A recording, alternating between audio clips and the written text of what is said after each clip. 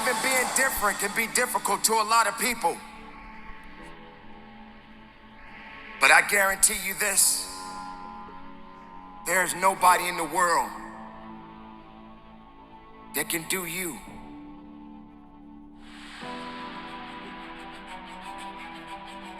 When the time comes, what would you leave behind?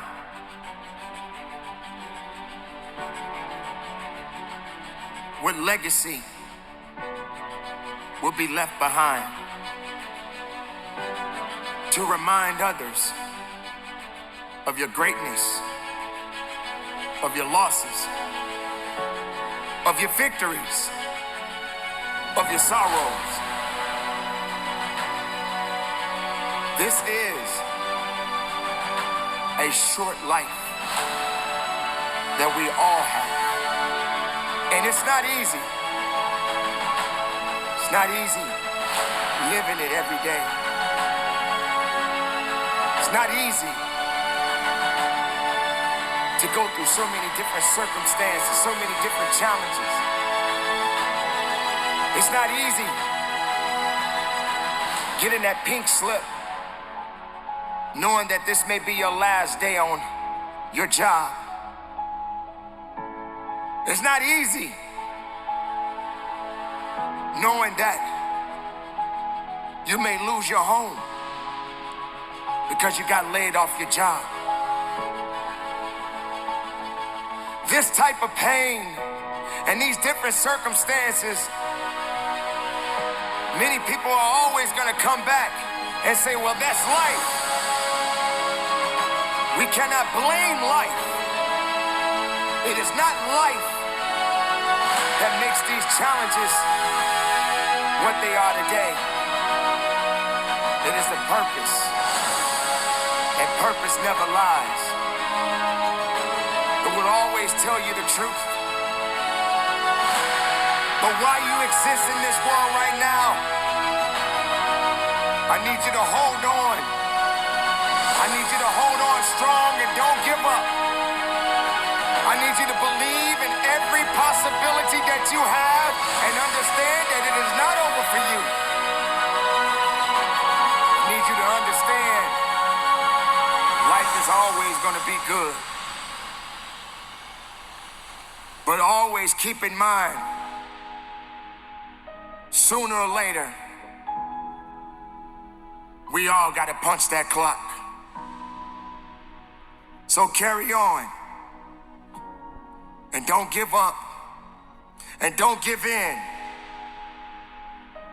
And do the best that you can to have the right attitude to make your existence matter. That is the legacy that is not for sale, Mr. Perry. You are fighting, sir, to destroy lives and get away with it. You are fighting for a lie. See, men who want to date with a woman do things that women like. They don't sit around all day trying to cause profound, catastrophic loss and the kind we don't get over, ever. This is not about a date, and we all know that, and you need to stop bullshitting. It never was. We have a witness, Mr. Perry. Mr. Charles Perry, as long as I've known him, trolls women. He travels without his wife, by himself. Nobody knows really what he's doing.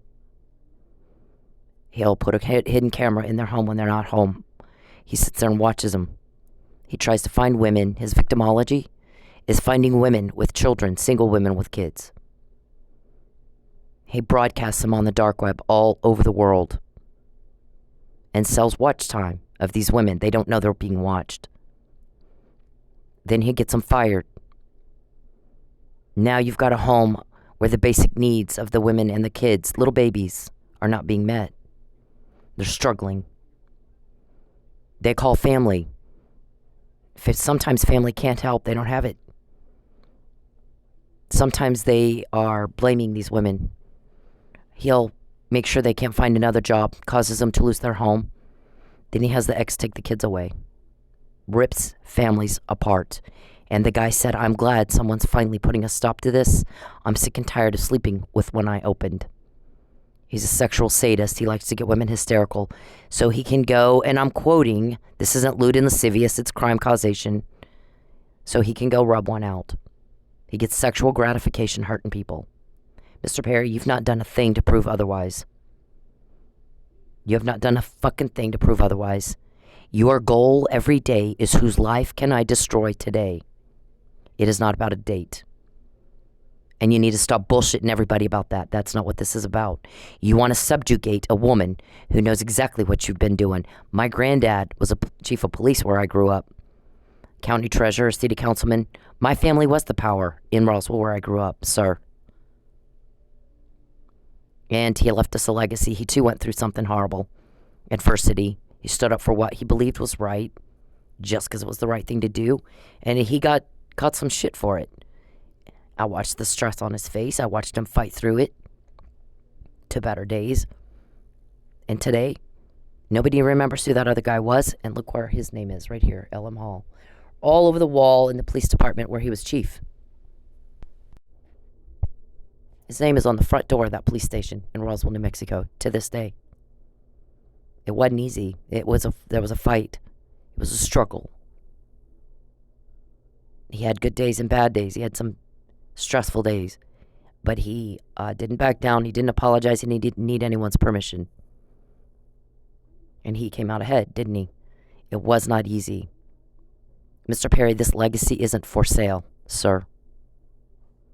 You've really disturbed everybody deeply with what you're doing.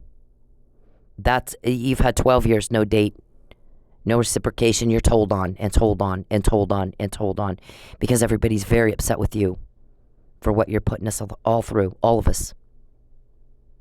Do you understand me? You're in a lot of trouble and you don't seem to get that. This is not about a date. You don't violate women and think that's going to get you a date.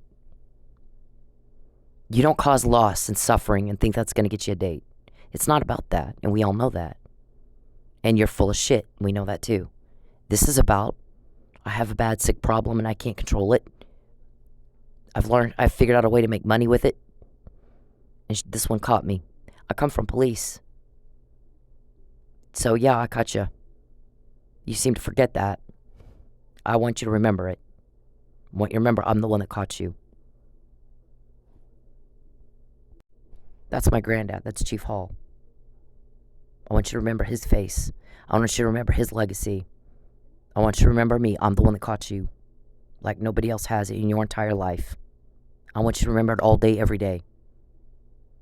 You are fighting to destroy a life. Fighting to destroy lives. Fighting to rob and ruin and deprive women and little babies of basic needs and a lie. And I want you to remember who caught you this time, sir. It's not about a date. Never was. You stop the bullshit. Come on with that. This is Granddad's legacy. We're called to relieve suffering caused by crime. Your crime, Mr. Perry. I'm going to do the disclaimer, use allegedly. Nobody's been found guilty in a court of law yet. Mr. Perry, I would like for you to shut up. I need you to understand nobody cares what you think. I need you to understand that. I'm having to repeat myself, sir, and it really gets on my nerves. Nobody cares what you think. We've asked you to shut the hell up. Do you understand? Shut up. We don't care what you think. You know what we care about is the victims. These women and these children whose lives you devastated. Giving no thought at all. You get up every morning and try to do it again. You're not sorry. You want to know who told. That's a confession, by the way. We're taking that as a confession, sir. As lawmen, we are called to relieve suffering caused by crime. My family was the power in the town where I grew up, but my granddad taught us power is in serving. It is in relieving somebody's suffering. Do random acts of kindness. Find somebody every day. Find somebody to give to if you can at all. Find a way. Call someone and tell them they matter to you. You were just thinking about them. If you're getting the line at the grocery and the person in front of you can't pay it for them. Do something kind to somebody else. If a lady, an older lady, a divorced widow, has repairs needed on their home or the grass mowed, go fucking mow it. Go help them. Do something kind. And relieve suffering caused by crime. It's not just police, it's everybody. Everybody has their such a time as this. In the book of Esther, Esther was afraid.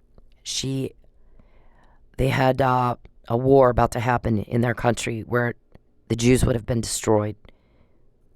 And her cousin, Mordecai the Jew, told her, you got to do this. And she said, I'm scared. I could die. I'm scared to death. And he said, you got to do this because you don't know that you weren't called for such a time as this. And if you don't do it, you might die anyway. And God will bring someone else who will do it. And that person will get the blessing. Get up and go see the king and save your people. And she did. And she saved their people. So we all have that. There is much suffering in the land, Mr. Perry. And you need to shut up. You're causing the suffering. You're causing the fear. You're causing the grieving, the loss, the agony, the sick stomachs, the headaches, the anger, the animosity, and you're getting people turned against you, sir. You have no date. There's no woman trying to have you, to hold your hand, to be around you. In fact, if you come anywhere near me, you better have on a helmet, football helmet or something. I'll beat the hell out of you. You don't come near me. And I'll do that to save my life because I've been told you like syringes. Our guys tell us we're not worried about a gun. We're not worried about him coming up and shooting you. We're worried about a syringe. His thing is poison. His thing is poison. And you tried to poison me, and we all know that. If you didn't, you would have made sure I had a blood test. You'd have had a drama queen press conference. Look, we tested her and she lied. See? Feel bad for me. Everybody feel sad for me. Pat me on the back and tell me, oh, poor you. But you didn't do that. You made sure there was no test. We know exactly who you are, Mr. Perry. This isn't about a date. This is about you. Get a thrill from ruining lives. I want you to remember me. I'm the one that caught you. Me, Chief Hall's granddaughter. And his legacy isn't for sale, and what didn't come easy. Mr. Perry, I would like for you to shut up and listen. We all know what you want, what you think, what you need. You need a lie. You want to lie. You want to destroy, and you want to get away with it. Guess what I've said for 12 years? Fuck you. No. Not this time, sir. So this legacy is not for sale. It matters to me. You want to destroy my life and prove me out? Okay. Do it. I dare you. You've been doing it. You've been destroying. So you're proving me that you're doing exactly what I say you're doing. You're proving out the witness that says what you do. Use allegedly, apply the but for Mr. Perry doing that. We wouldn't need to do a podcast, would we? It's to document Mr. Perry's daily crimes. It is to document his mains rea, malicious aforethought, criminal intent, premeditation, all of that. Apply the reasonable, prudent individual standard, and I assert my constitutional rights to free speech. I can tell people what you're doing to me. It's not illegal. It's not any different than Polly Peretti talking about her stalker, or the TikTok girl videoing her stalker. Who the fuck do you think you are? Mr. Perry, get off your high horse. You're caught. You have no date. You have no woman holding your hand. And you have no cover-up. In your life, all that shit you hid has never been more uncovered than it is right now since you picked on Chief Hall's granddaughter. That's the family legacy, Mr. Perry.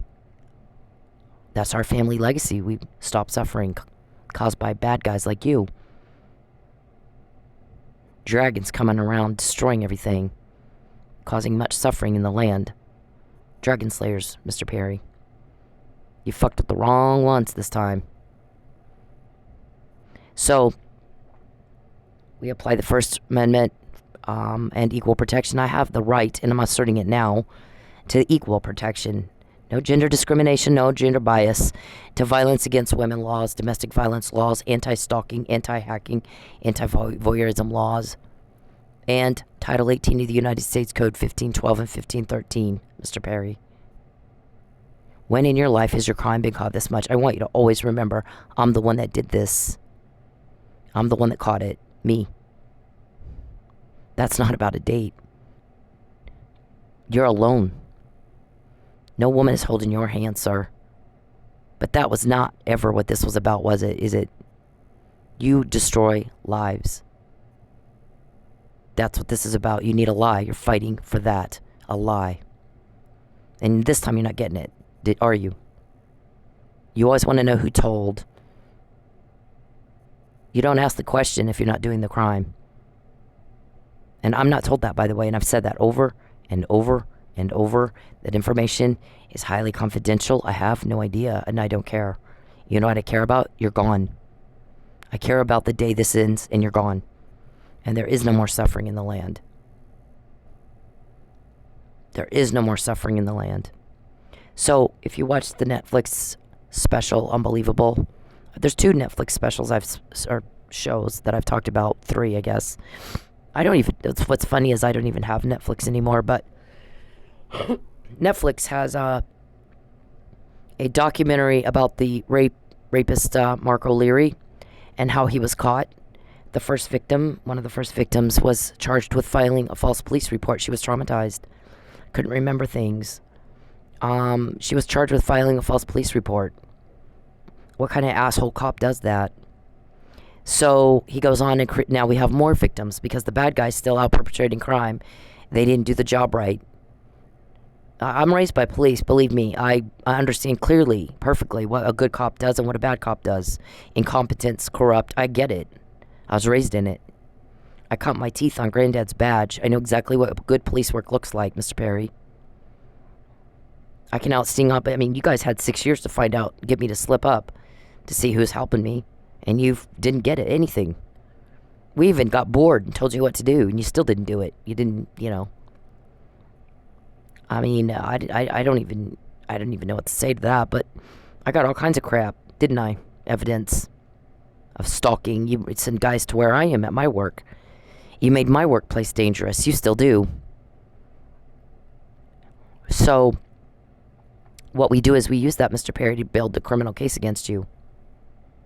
You're doing exactly what the witness says. You're doing exactly what I say. You've not even tried to prove otherwise. You haven't even tried. So Mark O'Leary goes on to another jurisdiction and rapes. And some good cops get it. Female, by the way. They catch him. Dragon Slayers. They put that guy in jail. They find a camera. And on that camera is a photo of that girl charged improperly, illegally, with filing a false police report. Somebody just didn't want to do the work. Your name is on your work. That's your reputation. That's your legacy for your kids. Your kids, your grandkids are going to either brag about you or not. That's your choice. You're building that day by day now. So, surely you can understand my position if my granddad's legacy is not for sale. I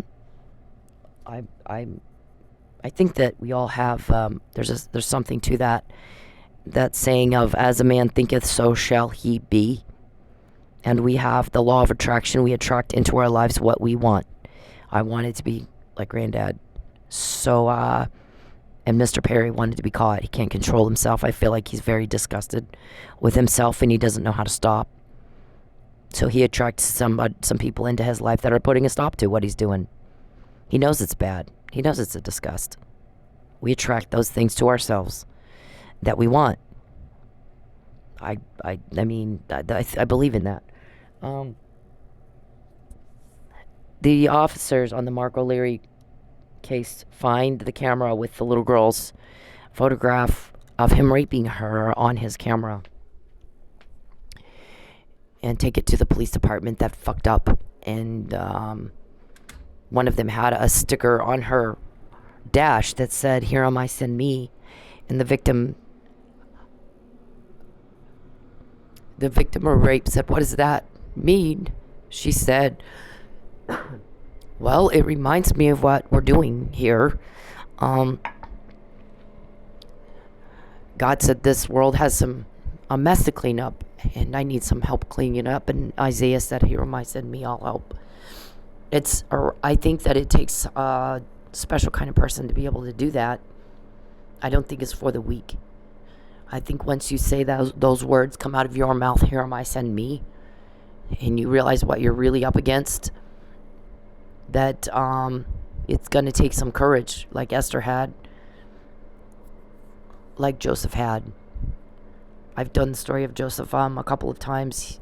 As a 12-year-old young man, he's getting bullied by his older brothers, and God showed him a dream that his brothers would bow before him. It was a promise he put deep inside of him. His brothers they're not going to bully you anymore. I'm sure he prayed about it every day. Please make them stop. Please make them stop doing that to me. Please make them treat me right. And God showed him, your brothers will bow before you. His dad gave him a coat of many colors. He takes it out. He's showing them. He thinks that's going to make them stop. It didn't. They got worse. They sold him into slavery. They ripped that coat right off of him. They were jealous. They were very jealous of him. He is sold into slavery and continues to do his best work. I'm going to be brave. I'm going to do my best. And he becomes head of the household of Potiphar. And one day, Potiphar's wife hits on him. Married woman hits on somebody, and they refuse them, and they end up in jail. Kind of like you, Mr. Perry. You're Potiphar's wife. That's adultery and the bearing of false witness, is it not? You say you're a Christian, and you are full of crap. By the way, you're not. You're as evil as they get. You are as wicked, hideous, evil as they come. That is a facade. I think people have had about enough of people pretending to be Christians while they go around hurting people. I think people have had enough of that. And I don't think God thinks that's cute. I mean, would you like somebody to go around hurting people using your name?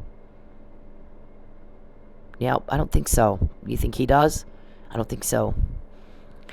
So, he ends up in jail for rape. He didn't do a rape. He refused her. And she got butthurt about it and lied. Well, while he's in jail, he's put in charge of product management, product distribution, and learned a skill. And the Pharaoh has a dream. He also interprets dreams. The Pharaoh has a dream that there are 5 fat calves, 5 skinny calves, 7 fatted calves and 7 skinny calves, and then 7 healthy grains of wheat and 7 skinny dried up. So he calls for Joseph to interpret the dream. He hears about him, and he says, 7 fat calves and the 7 big grains of wheat, healthy, represent 7 years of prosperity, and then the starving ones and the withered up ones represent 7 years of famine. So what you're going to need to do is save food during the years of prosperity to feed yourselves during the years of famine. I mean, you're going to have to do it or you'll die. So keep in mind, Egypt at this point was one of the largest, most powerful countries in the world at that time. And Joseph says, I can help you with that. I've been doing it in jail for now 12 years. And he says, okay, I'm going to make you second in command. There's nobody above you but me. Here's your family. Here's a house. Get you cleaned up, new clothes. All of a sudden, he's a prince. And his brothers come looking for food, and they bow before him. And he had to leave the room. He came overwhelmed. Wow, God remembered his promise. Wow. The thing is Joseph was expecting it to happen in a backyard, which would have been kind of lame. And sometimes we limit God in what his promises are and when they're going to happen and how they're going to happen. We have the scenario all created in our heads, and then when it doesn't happen like we think, we get pissed off at God. Well, sometimes he's got a bigger plan, a bigger way, because as it turns out, his brothers did bow to him, and they did stop bullying him, and he was pulled away from them. So he was no longer bullied by his brothers, and then they bowed before him, but not in the backyard where nobody would have known, it's all lame and stuff. The bigger plan was, how about in the palace? How about your king? So sometimes things look bad for a little while. And Joseph told his brothers, they're apologizing. They're like, oh my gosh, we're so sorry. And he was like, listen, God used what you meant for evil for my good. Look at this. Look where I am. Look where I am, right here. I'm second in command of one of the most powerful countries in the world. Had you not done what you did, I wouldn't have learned how to do what I needed to do right now. And he saved the people of Egypt and Israel from starvation. So sometimes we limit God's plan and we're not willing to wait, and we stomp our feet and throw a fit because we didn't get our way. And if we had just waited a little bit and believed God and learned what we need to learn, we get where we're supposed to be, and that promise is kept. So, like Esther and Mordecai says to her, you're scared, but you better go. And if you don't, God will use somebody else. Believe me, God's going to save his people, whether he uses you or not. You want the blessing or not. Or you could die anyway. But you have a job to do. You're called for this. You're called for this. And I believe the situation right now is the same with Mr. Perry. He has attracted people into his life that can put a stop to his crime or help with it. We all have a choice, and that's our legacy. And mine isn't for sale. I watched it be fought for. All my life, I watched it be fought for. And I can't sell it. I'm not going to. I'll live under a bridge first, and I've said that. Mr. Perry, what you have done is just prove me out. That you wake up every day and you want to destroy and kill and steal. And you've got a poverty, ghetto mindset that what's mine is mine and what's yours is mine, because there's simply not enough to go around, and that's not true, and you know that. You should know that. You're taking lives.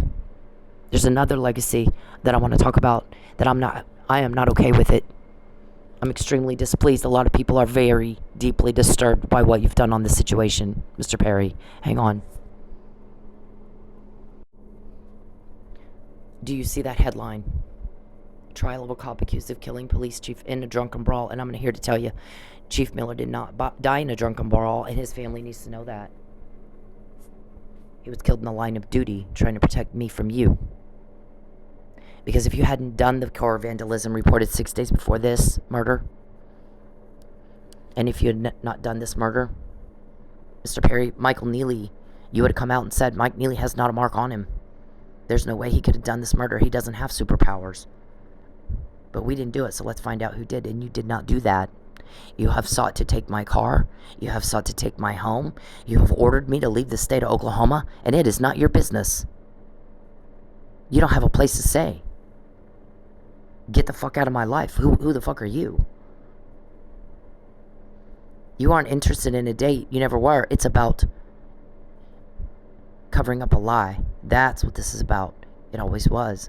Everyone knows that. You think everybody's stupid like you, and they're not. I mean, I get that you have probably some yes men around you that tell you what you want to hear. You're giving them money to say what you want to hear. Try not paying them and see if they'll still say what you want to hear. See if they'll still do your bit, you want to be the bitch of a sex weirdo. That's the best you can do with your life and your legacy. That's a pretty low standards, pretty low goal. There's no, I don't know how you live with that. You would have backed the blue. And you wouldn't try to destroy me. You get up every day and you try to ruin me, and you're proving me out. You've done quite a great job, by the way, of proving me out. I have help. I don't have superpowers either. There's no way I could do this by myself. Mr. Perry, your attention isn't wanted. You don't have my consent to peep, hack, or contact me at all, or my family. You are repulsive to me and everybody else, and that's why it's not really hard to get what you just said, or find out what you're up to. It gets easier by the day, because everybody's sick and tired of the hardship you're causing. We want this done and over with. Once you're gone. Because it's such a big group, and it's international. It's hard. It takes a while. But there are locals that could have done something about what he did here and helped us move this along. That's your legacy. My police report was given right over to the offender. That's your legacy. And I didn't sue you, and I didn't make a big deal about, let's find out who did that.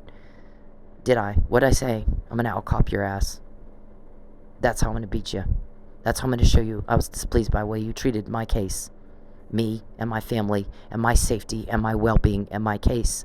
I'm not going to sue you. I'm not even going to try to ask who did that. What I'm going to do is out-cop you. I'm going to show you how to do this right. And you failed. And you failed Chief Miller. And you failed Mike. And you failed him badly. And that is your legacy. And that was your choice. I'm making a different choice. But I'm going to tell you right now, Miller family needs to know that their dad was killed in the line of duty, not a drunken brawl. And how dare you reduce him to that, Mr. Perry. If I live under a bridge for the rest of my life, so help me God, before I die, if I can at all, I will make sure this man is known for being killed in the line of duty by you. I have gone without food, I've gone without electricity to fight for that right there. Because it matters. It matters.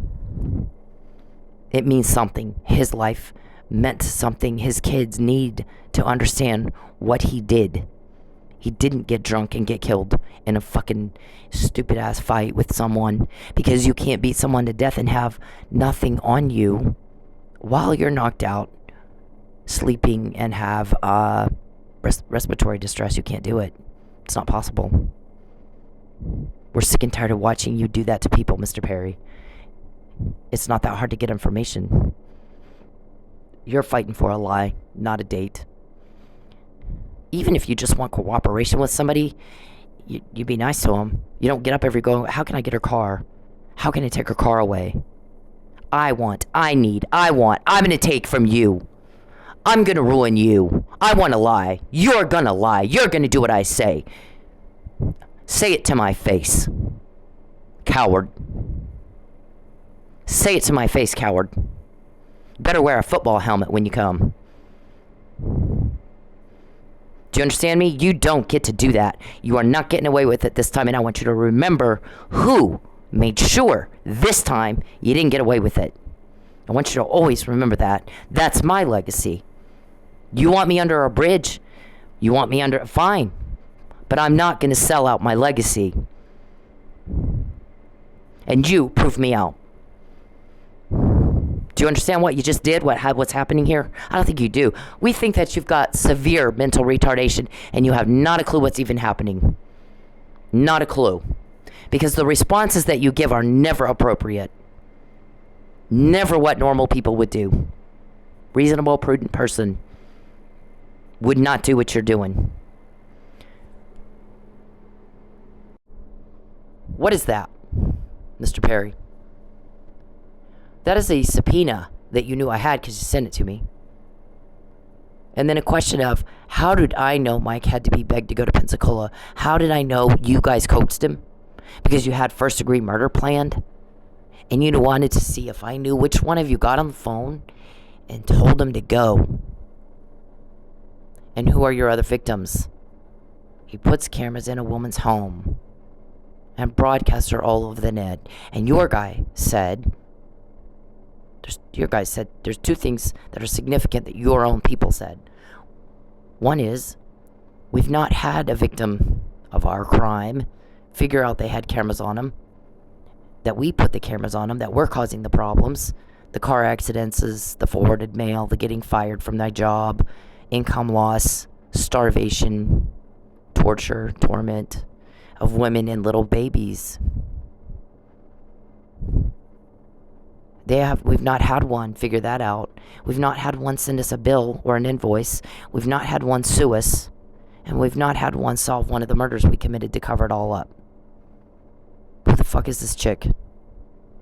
Chief Hall's granddaughter. You fucked with the wrong people this time. All you had to do is leave me alone. And you just can't control yourself.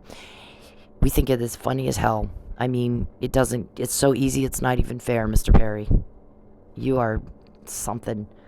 So the second thing is, when he pesters her and takes her money, things don't go well for us. We're seeing things happen we've not ever seen before. Hose that guy down. He's causing problems for everybody. I'm the Jenga piece. Every time you start pushing and pulling at me, the whole thing gets wobbly, doesn't it? You guys are a little slow on the uptake. Hang on. This happened in Manford. It's not legal, but I'm going to have her car towed and sold before she figures out it's not legal. And you know what they said? She's got an old beat-up car. and then a little bitty storage unit full of junk, and he's already taken everything she's got. That's all she has left, and he's trying to take that too. Then I was getting a new house. A new house and a new car. Oh, there's not going to be a new house and a new car. And I threw a fit, and you kind of had no choice. So I get my new house and my new car, and I guess it was Burson or somebody said, now she can't say she didn't get a new house and a new car. And the guy he said it to was pissed. Do you have any idea what she had to go through to get that? It's just a little bitty house. It's just a little bitty car. And the second she gets it, he'll start trying to take it away from her. And that's why everybody hates his guts. You're a sexual sadist. You're a BTK. I always am alarmed at how we know so easily the name Ted Bundy comes to our lips. Dennis Rader comes to our lips. That the names, just we recall them. We know who those people are. They're notorious serial killers, right? Do we know any of the victims' names? Why don't we know the victims' names? Why are we not able to just rattle off the names of every woman that Ted Bundy killed and dumped out in the Colorado forest? Or at the college, those women that he just beat to a pulp? The families. I believe BTK's was Ramirez, one family. Why don't we know those people's names? And we don't. I don't. I should. It makes me angry that we don't know their names. But we know the criminal name. Why do we do that as a society? Not know the names of the victims. I'm going to name them now. Michael Neely, Lisa Neely, John Neely, Amber Miller. I'm sorry I don't know the kids' names, and I'm really not willing to say the kids' names of Chief Miller, even if I knew them. And I promise you they walk into the bedroom of mom and dad and sit on dad's side of the bed and sit there and cry and wish he was there because they got shit they want to tell him and we can't get him back. You took something that didn't belong to you and you want me under a bridge? You think that'll make it all go away? Okay, fuck you. Do it. I dare you. You've proven me out. It's called witness tampering. It's called coercion. It's just more crime. I've given the example, if a man calls TPD and says, my wife is missing. I need you to come to my house and I need to give you a report. We got to find her. And they walk in the door and they notice in that house, they kind of start looking around and they notice there's this one room that smells like bleach. And it's got new paint, fresh paint, and a new carpet. I think we might have a dead wife is what we might have. And they're going to start asking for receipts. Sir, do you have receipts for the repairs and the remodeling you did in this room? I need your timeline. Where were you? I need to get some luminol and look in this room to find if there's blood splatter or pooling enough to make it look like there's maybe a dead body in here. Because it looks to me like this is destruction of evidence, which is in and of itself evidence of a crime, Mr. Perry.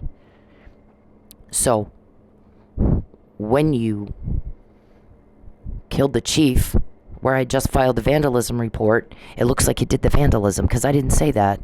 You know what I said? Mike Neely took my report. You know what I said? We don't know who did this. No one saw it. Here's the maid. She didn't see it either.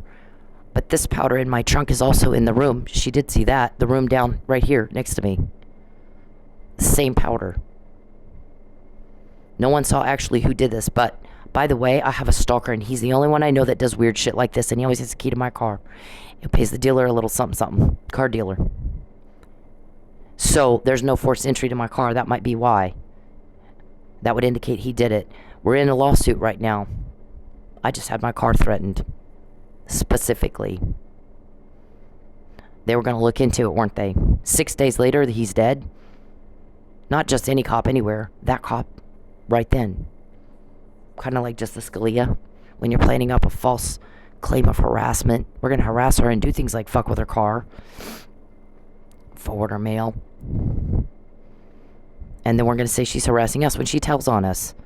And Justice Scalia, who's a First Amendment guy, is in West Texas while you're planning that and ends up dead. And William O. Ritchie, who's a murder cop in D.C., goes, why y'all didn't follow protocol?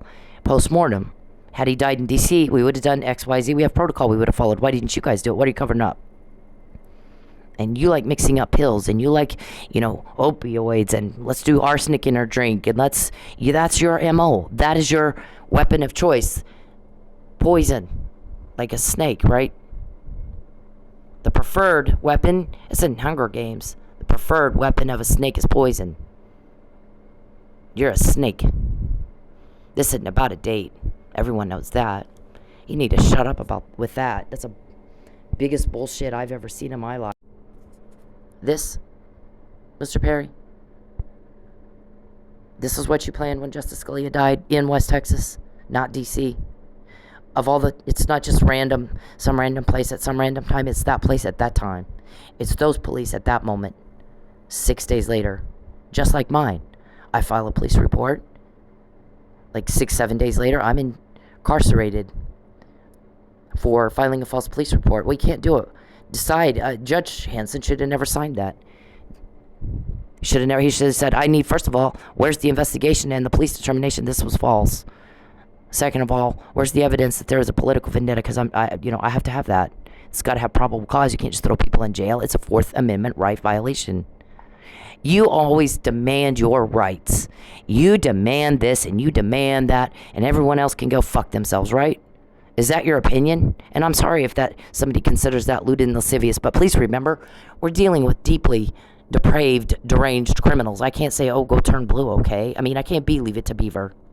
I'm not operating in that world. And until you're in this world operating in the manner of which I am and fighting the fight I'm fighting, you shut up and don't worry about what I say. You deal with what I'm dealing with before you get judgmental. Whoever decides to make a big thing out of nothing. I'm talking about preserving life. So a bad word here and there, get over it already. Mr. Perry, the more you mess with me, the more you get caught and told on. And I need you to always remember, I'm the one that did that. It wasn't anybody else. It wasn't any other victim. It was me. And I'm Chief Hall's granddaughter, and that's his legacy. And we attract to ourselves what we want. And you attracted this. And I attracted dragon slaying because that's what I was raised to do. Raised to believe. We slay the dragons and we relieve the suffering caused by their crime. And we put a stop to it and we tell victims, you're safe now. He won't hurt you again. He will never hurt you again. And for the victim of a crime, you don't know what those words do. You don't know. When you're traumatized every day and you get up every day and you got to figure out how to process all this crap in your head and go on and keep going and keep going and keep going, especially as long as I have, 12 years. And you've lost things that you love, people that are important to you. Because he gets off on destroying all that. And you have to look your kids in the eye and say, I can't afford this. I got fired, and I knew why, and I couldn't say that. Other women don't know why. They don't know what happened. They don't know what's happening, and I did, and I do.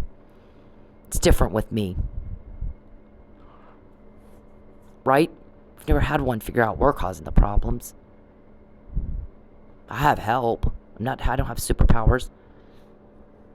But you're being stopped. Every time you're told on, you're being stopped, Mr. Perry. But you having to look your kid in the face and say, I can't afford it. I lost my job.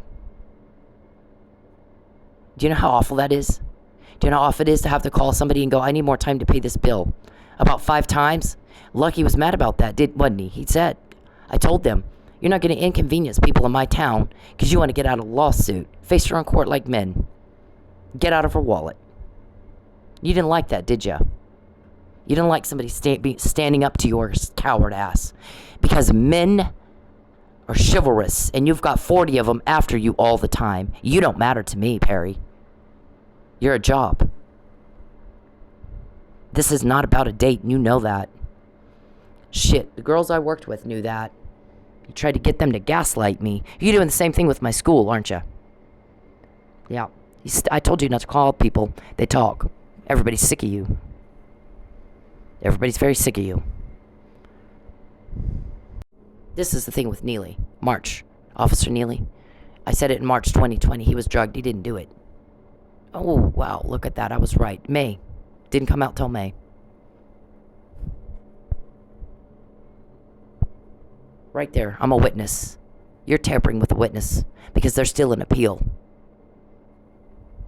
You stay the fuck away from me.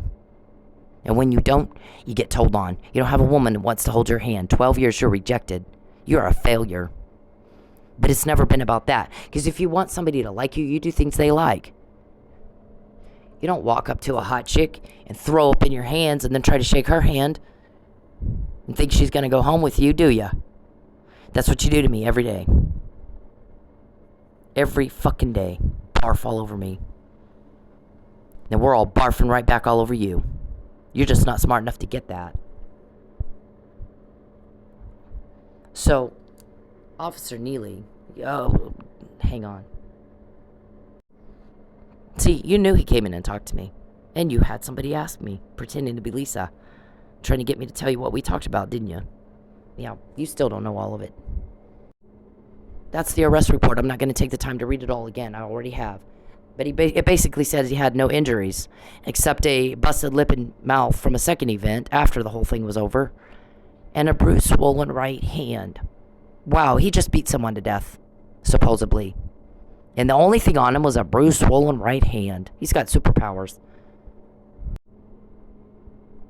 IV in the right hand. That's why it's bruised and swollen. Detective stupid. Get out of law enforcement. You can't keep up. And you caused this man suffering. We're not okay with that. That's your legacy. You chose that for your family. My son was in a little scuffle. He got hit a couple of times. Look at his face. Look at Mike Neely. Not a mark on him. Does that look like somebody that just beat someone to death? He'd have broken fingers. His hands would be all bruised up. Where's the evidence of a drunken brawl, Mr. Perry? Here's what you would have done if you didn't do that murder. 6 days after a vandalism report. When you did the murder, you implicated yourself on the vandalism.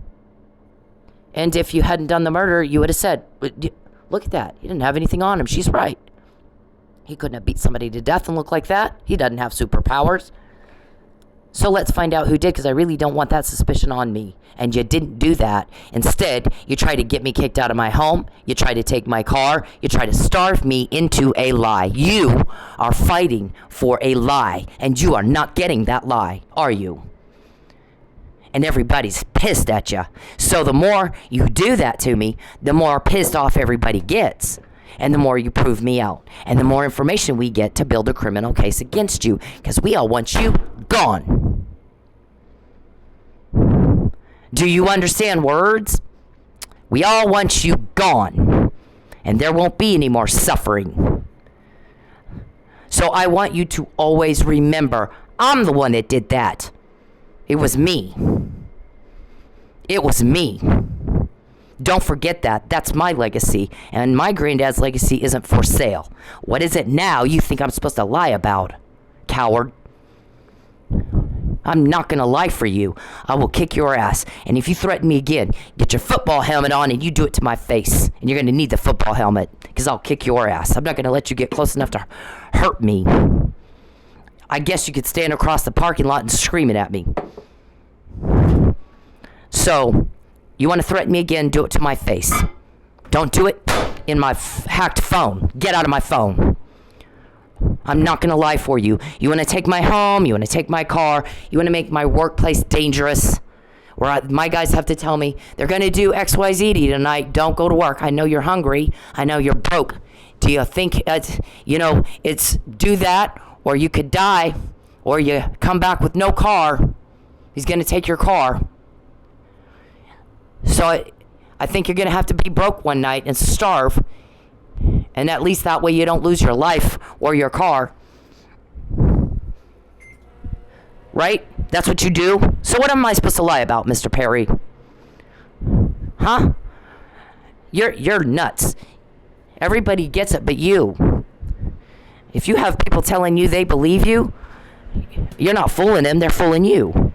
I don't think you get that. You're not all there, are you?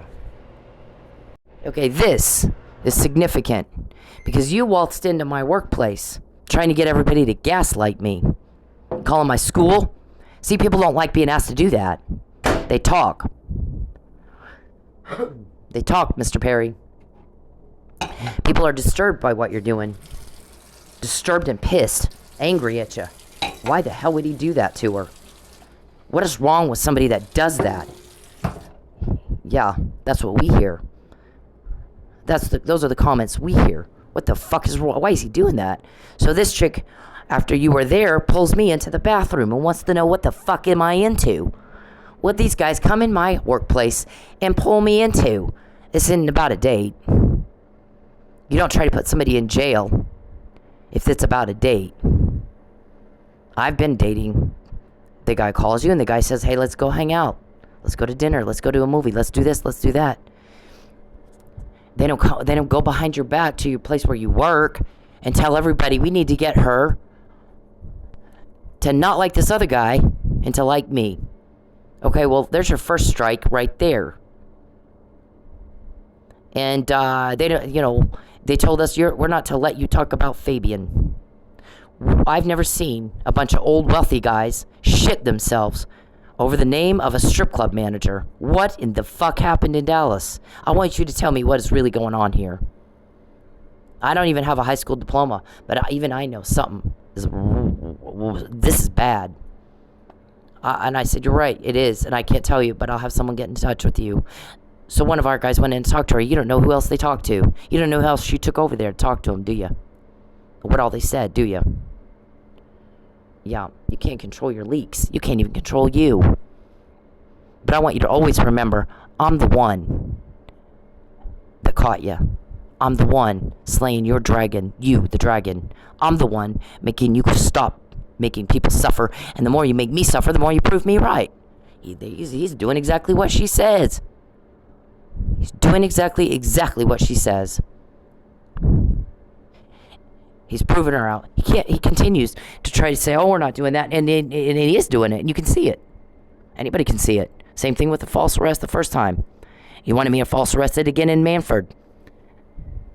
But you guys are not all there, so you didn't think that all through, did you? Because you got in my wallet, and I couldn't even afford to go. Then I call my guys, and I go, I guess I could do a couple of Uber Eats runs and make a little bit of cash and go get gas. Nope. Stay home. They're going to do something to you. Just don't go. Yeah, you stay away from my family, too. Do you understand? You need to stay away from everybody. People are talking. We're all mad at you because we don't like suffering. You're seeing things happen you've not seen before. And then there's this. Do you understand the significance of what I did with the amended petition? I don't think you do. I'm not going to go over it again. You need to figure some of this out by your, like a big boy by yourself. But I want you to remember this, Mr. Perry. I'm not into you. You disgust me. You disgust everybody. It's not hard to get information. Not at all. We've got more than anybody else has gotten in your life. All of you. Because you're disturbing everybody. Everybody's sick of the suffering and the hardship. And when you do what I say, you're just proving me out. And that's my legacy. You want to have a legacy of shit? Be my guest. Mine isn't for sale. Mine is about making people feel safe and have a smile on their face and feel peace. And yours is about torment and strife and drama and loss. And the kind of loss you don't get over ever. We can't get Lucky back. And Mike can't get the years of his life back. And you're doing something to his boy and to the Miller kids. And there's a legacy for Lucky that involves a whole lot more than killed in a drunken brawl. And Mr. Perry, listen to what I'm saying. You shut up. You shut up. No one cares what you think. We're sick of hearing about what you think. We're sick of hearing it. How you feel. Your soap opera. This is not about that. This is about you got a really bad crime you want covered up. And you're fighting for a lie. And it isn't about any other thing else. And you need to shut up with the bullshit that this is about a romance or a vendetta. Fuck you. You are off your nut if you think people believe you. They don't. You aren't fooling anybody. And I can tell you as sure as I'm telling you that you, drugged Mike. And I said it before anybody else. It's the other way around. People are fooling you. They don't believe a word you say. They're sick of hearing it. And so they'll tell you whatever. They're being dismissive. I'm going to tell you what you want to hear right now so you get the fuck out of my face. Because you're insulting my intelligence with your lies. We all know that's not true. You're the aggressor. She's left. She left to get away from you. So don't sit here and tell me she's doing anything to you. We all know that's bullshit. And it's not about a date. It's about covering up a lie, and a big one. All the little sick things you do when you think nobody's watching you. You want to take my car. You want to make my work dangerous. Whatever it is, you make it dangerous. And we know that enough times where I've been told you can't go to work tonight. You stay home. They're going to hurt you. How much money did that cost me, Mr. Perry? Leave me alone. I don't. One time is all you gotta have to say this. One time, sir. And you're irritating the shit out of everybody. Then we have to say the same thing over and over. You shut up. No one cares what you think. We've heard enough of that. No one cares how you feel and what you need. You need a lie. We get it. You made your point. You're not gonna get one. You're not gonna get one. Mr. Perry, shut up. Everybody wants you to shut up. We're sick of hearing it. Leave us alone. I want proof of this. Please leave me alone. Please leave me alone. Leave me alone. Please. Just talk to me for 2 minutes and I'll leave you alone. Oh my God. It's too damn early for this shit.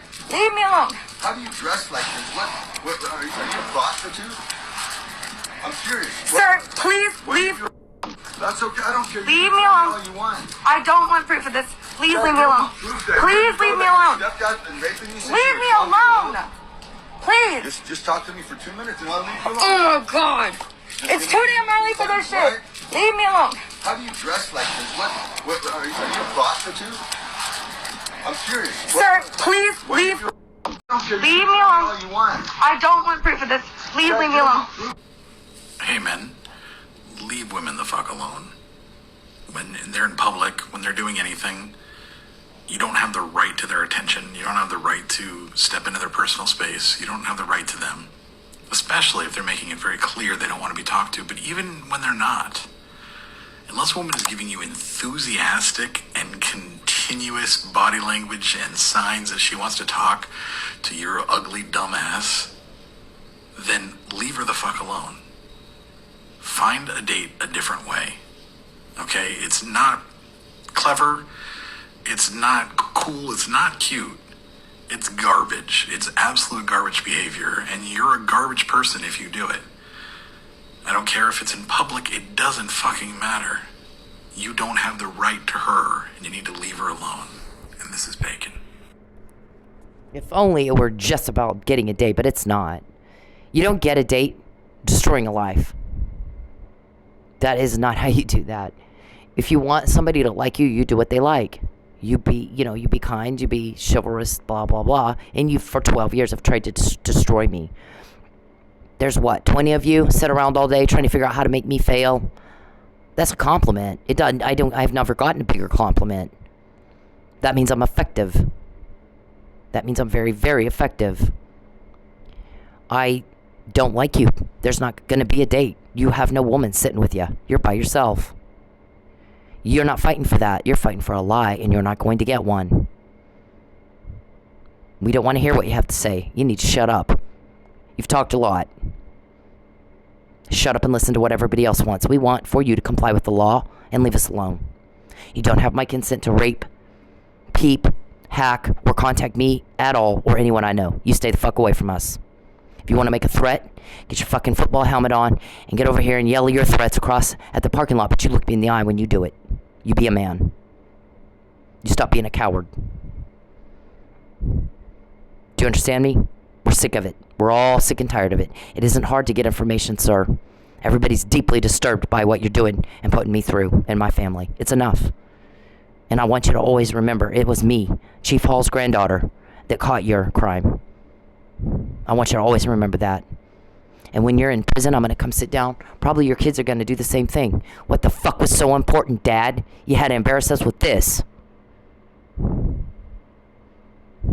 Leave everybody the hell alone. Mr. Perry, comply with the law. That's what we want. We're demanding it. It's not a choice. You're caught. More than ever in your life. It isn't a choice. It is hysterical. You think it is. Quit raping me, get the fuck off me, and get out of my life. And do not contact me again. I promise you'll wish you hadn't done that. Stalking me! Please, I can't live. You like watching? You like getting women, you like watching? You like terrorizing and watching? You're a sick son of a bitch. That isn't normal. One of y'all was told that. How do you stand that? It's like listening to a woman be raped, listening to that girl, and Cynthia scream and yell, leave me alone. What is wrong with you that you can listen to that and do nothing? Yep. Here anymore because you stalked me. That's why I moved. Just leave me alone. I will. You talk to me for 2 minutes. No, and leave me alone. 0 minutes. I don't want to ever talk to you. I don't ever want to hear your voice to you. Please, God bless you, but please leave me alone. Please leave me alone. Please stop following me. You won't call the cops. Stop. I don't. Stop stalking me. Please, I can't live here anymore because leave me alone. Please. Just talk to me for 2 minutes. First, let me say that I'm happy that the lady in this video is okay. Second, let me break down what rape culture is. Rape culture is the fact that that man felt that he was entitled to some of this woman's time just because he said, let me talk to you for 2 minutes. Doesn't matter if it's 2 minutes, 5 minutes, 20 minutes. If she said no, no means no. Rape culture is the comments that she has on her video about how she should have just spoke to him or dressed differently. Rape culture is me taking the heat for calling out other men for their terrible behavior. Rape culture is trying to explain stuff as, oh, it's just locker room talk. No, it's not locker room talk. You should talk the same way wherever you are. We all know that rape is not about sex, it's about power. So for you to force yourself on somebody, even if you're just talking to them, is disgusting, dude. Stepdad's been raping you since Mr. Perry, this is Cynthia Ortiz, and I said no. I've said no to you every day for 12 years. No. And the more you push, and the more you coerce, and the more you cause a problem, and the more drama you cause, and the more hardship you cause, you make me mad. You piss me off. I said no. I said no. No means no. Stop raping me. Don't contact me again. Everybody knows this isn't about a date. You don't shit all over people you want to have in your life as a friend, or as a coworker, or as a business associate, and for sure shit not a date. Men who want to date, I've dated. I dated a lot of guys before I met my ex-husband. And then I dated him. You know what they did? Called me up and asked me out for a date. They didn't try to ruin my life and get me fired and put cameras in my home and invade my privacy and go fuck with my family, go fuck with my friends and gaslight me. So that little girl at my work, she said, I didn't even graduate high school. Even I know something's up here. I've never seen a bunch of old farts come into my workplace and tell me I gotta make you not like this other guy, and I'm not allowed to let you talk about him, and I gotta make you like him, or they're gonna put you in jail until you change your mind. This is not about a date. What happened to dinner and a movie? If this was about a date, there'd be dinner and a movie, not that. And I've never seen a bunch of old wealthy guys come in and shit themselves every time Fabian's name comes up. Every time the name of a strip club manager comes up, they shit themselves. What happened in Dallas? I want you to tell me right now, because they got me involved in this. What am I looking at here? What did they do in Dallas that has caused them to act like that? She questioned it. Who else is questioning it? Who might be older and wiser? And who else? How many of those girls talked to him, my guy, when he went in there and talked to her? A lot of people don't like what you're doing. They're disturbed by it. Deeply, deeply disgusted and disturbed by it. It's not hard to get information. It is rape. You are to not contact me again. You cause hardship for me, you contact me, you bother me, you get told on, and told on, and told on, and told on, and there is no woman trying to hold your hand. You disgust, you repulse. Get a grip on reality. That's what's real. You're detached from and disconnected from reality, aren't you? You can tell. Leave me alone. Please. Just talk to me for 2 minutes. First, let me say that I'm happy that the lady in this video is okay. Second, let me break down what rape culture is. Rape culture is the fact that that man felt that he was entitled to some of this woman's time just because he said, let me talk to you for 2 minutes. Doesn't matter if it's 2 minutes, 5 minutes, 20 minutes. If she said no, no means no. Rape culture is the comments that she has on her video about how she should have just spoke to him or dressed differently. Rape culture is me taking the heat for calling out other men for their terrible behavior. Rape culture is trying to explain stuff as, oh, it's just locker room talk. No, it's not locker room talk. You should talk the same way wherever you are. We all know that. Now we have a choice. As a man thinketh, so shall he be. We do things to attract into our lives what we really want. And the only thing you've attracted, Mr. Perry, is that you keep getting caught in your crime for the first time more than ever in your entire life. And $25 million didn't do shit, did it? There's no date. 12 years, you're a reject. You're fighting for a lie, and you're not getting it. 12 years is a long time to build evidence of all the things that as a man thinketh, so shall he be. All that you are, all that you do. It's a hell of a case. You're doing exactly what I say. You're doing and you're proving it out. And I wanted to be like my granddad because I'm leaving a different legacy for my kids. I'm leaving a legacy for my kids that says our mom fought hard and suffered a lot to relieve suffering caused by crime by some very bad men. So yeah, I'm going to say fuck you because I'm dealing with wicked, evil people. And I'm sorry, but the leave it to Beaver approach doesn't work with people like that. Mr. Perry, shut up. No, listen to the words I'm saying. No one asked you what you think. We're sick of hearing it. Shut up. No one asked you what you think. We're sick of hearing it. And I'm repeating myself. One time you ought to get it. No one wants to hear what you have to say. We're sick and tired of hearing. You need a lie. You want to lie. I want to violate your rights. I want to destroy your life. And I want you to lie about it. Fuck you. I said no. Shut up. We're all sick and tired of hearing it. We're all sick and tired of hearing it.